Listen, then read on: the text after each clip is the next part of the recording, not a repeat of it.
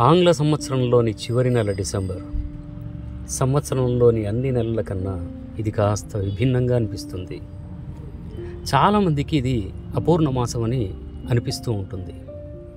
ప్రతి నెలలో ఉన్నట్టుగానే ఈ డిసెంబర్లో కూడా 31 తేదీలే అయినా అత్యంత వేగంగా అదృశ్యమవుతాయి. ఇది సంవేదనాత్మకంగా ఉంటుంది. సాంప్రదాయవాదులకు ఉత్సాహభరితంగాను, యువతకు ఉత్తేజభరితంగాను, నిరుత్సాహులకు నిస్పృహగాను, కార్యసాధకులకు ఆశావాహకంగానూ ఉంటుంది. దీనికి ఈ మాసంలో ఉండే వాతావరణం కూడా కొంత దోహదమవుతుంది. ఈ మాసం చాలామందిని అవినీతిగా ఉండే విధంగా చేస్తుంది.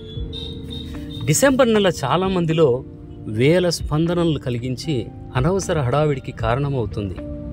చాలా వ్యక్తులు తమ మనస్సుల్లో తక్షణ ప్రణాళిక రచనలు చేస్తారు.